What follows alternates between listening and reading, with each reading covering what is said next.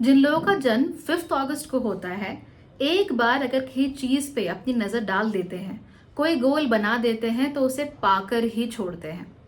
बहुत ज्यादा डिटरमिन्ड ये लोग होते हैं, बहुत ज्यादा जुझारू भी होते हैं। यानी रास्ते में कोई भी रोड़ा आए, अगर उन्हें कोई चीज पानी है तो पानी है, फिर कोई चीज उन्हें रोक नहीं सकती। चाहे कितना भी वक्त लगे, कितना भी कुछ हो, इन्हें कोई फर्क नहीं पड़ता। दरअसल ये लोग ट्रू वॉरियर्स होते हैं। इन्हें मालूम होता है कि कहाँ पर मुझे अपनी शक्ति का इस्तेमाल करना है और कहाँ पर डिप्लोमेसी का इस्तेमाल करके लड़ाई झगड़ा या मतभेद होने से बचाना है। That way you are amazing.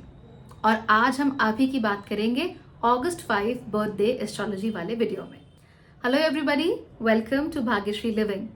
आज हम बात कर रहे हैं August 5 बर्थडे की मेरी बर्थडे एस्ट्रोलॉजी सीरीज में, जहां पर साल के पूरे 366 दिन उसमें कब कब कहाँ कहाँ किन किन के बर्थडेज आते हैं और वो लोग और उनकी पर्सनालिटीज कैसी होती हैं, ये हम डिस्कस करने वाले हैं। सो आई होप कि ये सीरीज आपको अच्छी लगेगी।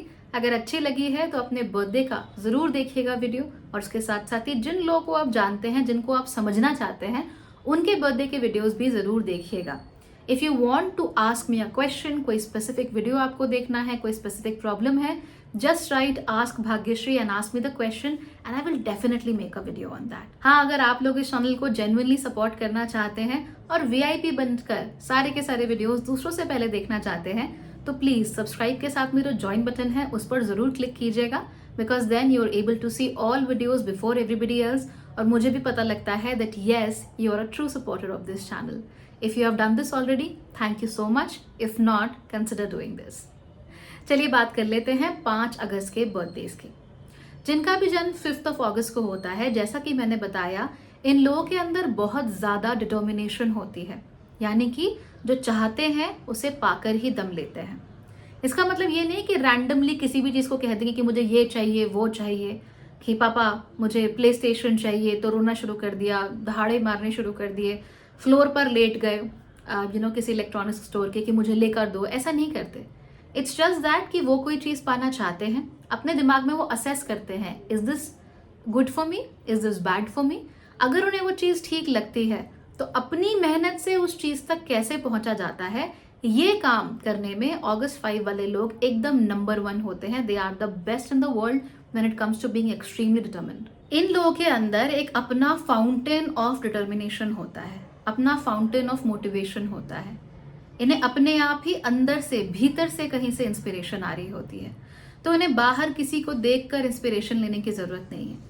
पड़ोस वाले शर्मा जी ने कौन सी कार ली, इन्हें क्या। उनका बेटा क्या पढ़ रहा है, इन्हें क्या। उनकी बेटी की शादी कौन से वेडिंग हॉल में हुई है, इन्हें क्या। वो जो करना चाहते हैं वही करेंगे, राइट। और उन्होंने अपने मन में ये डिसाइड कर लिया है कि वहां तक पहुंचा कैसे जाता है। तो अगर किसी और ने वो काम पहले ही कर दिया हो, या किसी और ने उससे अच्छा उससे बुरा कुछ भी कर दिया हो, या फिर कोई आके इन्हें सोचे कि मैं इन्हें इंस्पिरेशन दे के जाऊंगा, ऐसे नहीं हो सकता। इंस्पिरेशन हमेशा इनके अंदर से ही आती है, बाहर से कभी ये इंस्पिरेशन नहीं लेते। किसी का वीडियो देख के इंस्पिरेशन नहीं लेंगे, किसी की किताब पढ़ के ये इंस्पिरेशन नहीं लेते। इनके अंदर नेचुरली मौजूद होती है। सो फाउंटेन ऑफ इंस्पिरेशन हम कह सकते हैं। यही वजह होती है कि ये लोग जुझारू भी बहुत होते हैं। अब सामान्य रूप से क्या होता है, हम खुद को मोटिवेट करने की कोशिश करते हैं। आज हमने खूब वीडियो देख डाले और पूरा अनाउंस करके आ गए, कल से तो मैं ये करूंगा, कल से तो ऐसा हो जाएगा। बट हम उसे कैरी फॉरवर्ड नहीं कर पाते, बिकॉज हमारी मोटिवेशन बाहरी सोर्सेस से आ रही होती है, इंटरनल सोर्सेस से नहीं आ रही होती। लेकिन क्योंकि इनकी मोटिवेशन इंटरनल सोर्सेस से होती है, इसीलिए इन्हें कभी भी दूसरों के वैलिडेशन, दूसरों के इंस्पिरेशन की जरूरत नहीं होती, और इनकी जो इंस्पिरेशन है वो लंबी चलती है। इसीलिए ये जो काम करना चाहते हैं उस पर सालों साल लगे रहते हैं। ये लोग मैनेजमेंट में बहुत अच्छे होते हैं। तो चाहे ये रिसोर्सेस का मैनेजमेंट करें, चाहे ये लोगों का मैनेजमेंट करें, they always know how to make the best of every situation. तो कब कहाँ कौन से रिसोर्सेज लगाने हैं, उन्हें इफेक्टिवली यूटिलाइज करना है, कब समय वेस्ट होने से बचाना है, कब रिसोर्सेज को वेस्ट होने से बचाना है, इन सारी चीज़ों के लिए ये नेचुरली ही अलाइंड होते हैं। और इसी नेचुरल अलाइनमेंट की वजह से कोई भी ऐसी जगह जहां पर इन्हें टीम को लीड करने का मौका मिले या टीम को मैनेज करने का मौका मिले, वहां पर दे डू एक्सेप्शनली वेल। तो आप किसी भी प्रोफेशन में हो, आप किसी भी फील्ड में हो, उससे फर्क नहीं पड़ता। Try and figure out any opportunity जहां पे आप किसी टीम को या उसके रिसोर्सेस को अच्छे से इस्तेमाल कर सके, या उन्हें कम से कम मैनेज कर सके। ऐसा करने से आपके अंदर की जो बेस्ट क्वालिटीज हैं वो हमेशा बाहर निकल कर आती हैं। एक बात याद रखिए, ये लोग कभी भी किसी भी चीज के लिए दूसरों पर डिपेंड नहीं होना चाहते, क्योंकि इनका जो इंटरनल मैकेनिज्म है वो उसी से बात करते हैं, इसीलिए अपने दिल की ही सुनते हैं। जो इनका दिल इनसे कहता है ये वही करेंगे। ऐसे में अगर आप इनके पास जाकर फ्री की एडवाइस देना शुरू करोगे तो इनको अच्छा नहीं लगता है। मोस्ट ऑफ द टाइम्स तो ये आपको इग्नोर कर देंगे, लेकिन कई बार ये पलटकर आपको जवाब भी दे देते हैं, जिसकी वजह से कई सारे लोग ऑफेंड हो जाते हैं। बट इसमें ऑफेंड होने वाली कोई बात नहीं होती। ऐसे लोगों को कभी आपको एडवाइस नहीं देनी चाहिए। ज्यादा से ज्यादा इन्हें सजेशन दीजिए, या फिर ये कहिए कि मैं ऐसा सोचता हूं, rest is dependent on you. आप देखो कि आप क्या कर सकते हो। अगर आप उन्हें कोई नया पर्सपेक्टिव दे सकते हो किसी चीज का, तो आप इन्हें जरूर बोलो, वरना यूजुअली अपने दिमाग में ये सारे घोड़े ऑलरेडी दौड़ा चुके होते हैं और हर चीज का जो पॉसिबल आउटकम है वो ऑलरेडी डिसाइड कर चुके होते हैं। इसीलिए जब भी आप इनसे कोई बात कह रहे हो तो आप उन्हें कभी भी एडवाइस मत दो, कमांड तो आप इन्हें भूल कर भी मत दो। या तो केवल अपनी तरफ से एक छोटा सा नॉन बाइंडिंग सजेशन दो, या फिर उन्हें सिर्फ इतना बताओ कि आप इस सिचुएशन के बारे में ऐसा सोचते हैं। इससे ज्यादा अगर आप करोगे तो आपके इनके साथ संबंध बहुत आसानी से खराब हो सकते हैं। Usually they don't hate people, but they can definitely hate you. एक और बात जानने वाली है, अगर इन्होंने कोई चीज डिसाइड कर ली है अपने दिमाग में, इन्होंने सोच लिया है कि मुझे ऐसा करना है, उन्हें जरूरत नहीं महसूस होती कि वो आपके साथ डिस्कस करें। उन्होंने अपने दिमाग में चीज बना ली है कि ये होना है, ऐसा होना है, मैंने सब कुछ फिगर आउट कर लिया है, why do I need to discuss things with you, ऐसा इन्हें महसूस होता है। ये इनके लिए अच्छा भी होता है, खराब भी होता है। अच्छा इसलिए होता है क्योंकि अगर आप कोई चीज सोचकर उस पर काम करना शुरू कर दें, then of course you will be getting good results. तो जहाँ छोटी छोटी चीजें होती हैं वहां पे ये अच्छा है, लेकिन जहां पर बड़ी चीजें होती हैं, जहां बड़े काम करने होते हैं, वहां पर ये चीज बड़ी खराब हो जाती है। बिकॉज यू कांट से कि ओ मैंने अपने दिमाग में सब कुछ डिसाइड कर लिया, अब मुझे किसी की बात सुनने की कोई जरूरत नहीं है। इसीलिए ये लोग जो पर्सनल रिलेशनशिप है, रोमांटिक रिलेशनशिप है, वहां पर इनको दिक्कत हो जाती है। क्योंकि रिलेशनशिप में तो दो लोग होते हैं और इक्वली होते हैं। आपको अपनी बात भी कहनी है, लेकिन सामने वाले की बात भी तो आपको सुननी ही पड़ेगी ना। आप ये तो नहीं कह सकते कि हर चीज मैं ही डिसाइड करूंगा, हर चीज मेरे हिसाब से चलेगी, जो मैंने कह दिया वो पत्थर की लकीर है, मैं जानता हूं कि चीजें कैसे करनी चाहिए, मैं जानती हूं कि ये चीज में बेस्ट क्या है, खराब क्या है एंड ऑल दैट। अगर आप ऐसा करोगे तो आपके पार्टनर तो पीछे हट जाएंगे। अगर वो भाग सकते हैं तो भाग जाएंगे, लेकिन अगर बेचारे अटक ही गए हैं तो वो धीमे धीमे करके आपसे पीछे हटना शुरू कर देंगे, और एक रिश्ते में कोई रिस्पॉन्सिबिलिटी फिर वो अपनी निभाएंगे ही नहीं।